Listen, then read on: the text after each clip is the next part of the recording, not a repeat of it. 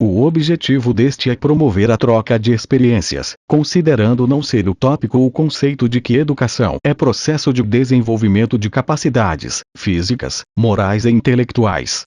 É um convite à reflexão sobre a realidade, visando a transformação social, seja ela econômica, cultural ou política, respeitando diferenças, somando não concorrendo, em busca da plena integração individual e social.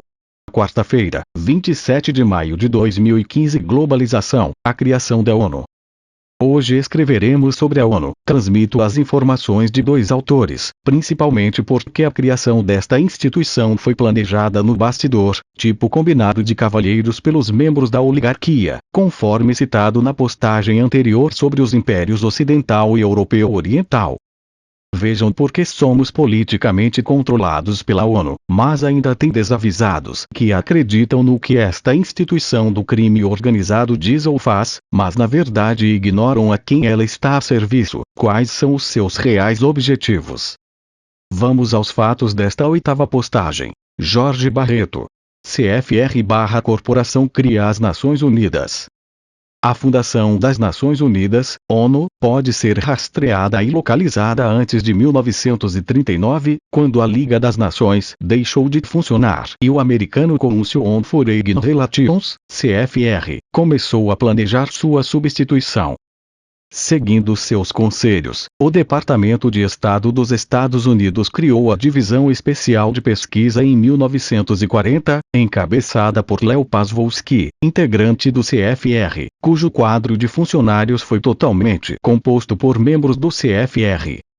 Pouco antes do evento de Pearl Harbor em 1941, o Departamento de Negócios Internacionais do CFR requisitou a criação de uma organização que representasse a comunidade do bem-estar das Nações Livres Commonwealth of Free Nations. O termo Nações Unidas foi usado pela primeira vez em 1º de janeiro de 1942 para designar as nações que faziam oposição aos poderes do eixo, Alemanha, Itália e Japão, quando as 26 Nações Unidas fizeram uma declaração de guerra. O plano para a ONU foi concebido durante a Conferência de Moscou realizada em 1943, ocasião em que Molotov, Litvinov e Vyshensky apresentaram sua proposta para Cordell Hull, secretário de Estado dos Estados Unidos de 1933 a 1944 e extremo partidário da expansão do comércio mundial, e Averil Harriman como um meio de promover a paz. O recomendou a proposta e o Senado aprovou o plano. A ideia da criação da ONU foi proposta durante a Conferência de Bombarton Oaks em 1944, na qual Molotov trabalhou em cima de um rascunho de estudo da ONU elaborado em conjunto com um funcionário dos Rockefellers, e futuro representante pessoal do próprio Nelson Rockefeller na ONU, Alger Hiss, ex-servidor público do Departamento de Estado, que foi condenado por perjúrio em 1950 e declarado como espião soviético, e que, portanto, não atuava do lado americano. O Estatuto da ONU foi escrito em Yalta em fevereiro de 1945 por Molotov, representante dos soviéticos, e Alger Hiss, representante do eixo Rockefeller, União Soviética, e o CFR, o Escritório Internacional dos Rockefellers. Roosevelt, Churchill e Stalin concordaram em Yalta que a ONU deveria ser constituída. Fonte: A Corporação, a História Secreta do Século XX e o Início do Governo Mundial do Futuro. Nicholas Age. Capítulo 2. Planos Secretos. Recorde que a nova ordem mundial ama o socialismo, não porque Rockefeller e companhia sejam socialistas, mas sim, porque será sob o monopólio socialista que controlarão você e a todo mundo. Agora, deve dar-se conta de que os Rockefeller não planejam compartilhar seus bens com você, mas sim, melhor, que você compartilhe seus bens com eles, como verá no próximo capítulo sobre os Rockefeller e a Comissão Trilateral. O jogo consiste em unir em um governo mundial único o capitalismo americano e o socialismo russo. quando Algeriski em 1945 foi à Conferência de Yalta, onde trabalhou na negociação do que seriam as Nações Unidas e exerceu, como secretário-geral temporal das Nações Unidas, e como presidente da Fundação Carnegie para a Paz Internacional, uma organização que esteve presente em todos os encontros Bilderberg. Depois de passar 44 meses na prisão, condenado por atividades de espionagem soviética, foi posto em liberdade. Em novembro de 1954, montou as Nações Unidas com seus colegas do Departamento de Estado do GI.U. Criou o Departamento de Assuntos sobre Segurança e Política da ONU, que teria jurisdição sobre todas as operações militares futuras da ONU, o qual se pode ver escrito nas pequenas letras das leis e regulações que governam a ONU. Durante os últimos 45 anos, uma intensa propaganda a favor da ONU convenceu a muitos americanos, e a muitas outras pessoas, de que as palavras paz e Nações Unidas são virtualmente intercambiáveis. O paradoxal é que nela se acha a norma, de que o chefe deste departamento da ONU, será sempre um cidadão soviético, militar ou pessoa designada pelos soviets. E assim foi durante os primeiros 53 anos.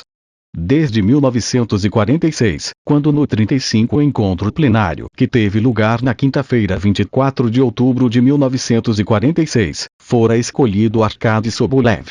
Os seguintes 14 comunistas presidiram este posto vital na ONU, isto é, o de vice-secretário-geral do Departamento de Assuntos de Política e Segurança. 1944, 1949, Arkady Sobolev. 1949, 1953, Konstantin Zinchenko. 1953, 1954, Ilya Chernyshchev. 1954, 1957, Dragoslav Protitich. 1960, 1962, Georgi Arkadev. 1962, 1963, Edek Zeliv. 1963, 1965, V.P. Suslov. 1965, 1968, Alexei Nesterenko. 1968, 1973, Leonid Kutakov. 1973, 1978, Arkady Shevchenko. 1978, 1981, Mikhail Desitenko. 1981, 1986, Vyacheslav Austinov. 1987, 1992, Vasily S. Safronchuk. 1992, 1997, Vladimir Petrovsky. 1997, Kieran Prendergast, Reino Unido. Todos eram cidadãos soviéticos, exceto Kieran Prendergast, membro do Clube Bilderberg, Thornbury, Escócia, 1998. E se pensa que o exército da ONU será benigno, advertiu-me John Whitley, mudará rapidamente de opinião quando as tropas da ONU, em última instância, sob uma direção russa, implantem-se em sua vizinhança para suprimir qualquer oposição ao sistema, deter os dissidentes ou restaurar a ordem sob a nova ordem mundial. Isso não é tudo, entretanto. Segundo um relatório da Environmental Conservation Organization de janeiro/fevereiro de 1996, a Comissão sobre o Governo Global acredita que os eventos mundiais, da criação das Nações Unidas em 1945, junto com os avanços da tecnologia, a revolução da era da informação e a nova consciência sobre o meio ambiente global, criarão um clima no que a gente de todo o mundo reconhecerá a necessidade e os benefícios de um governo global.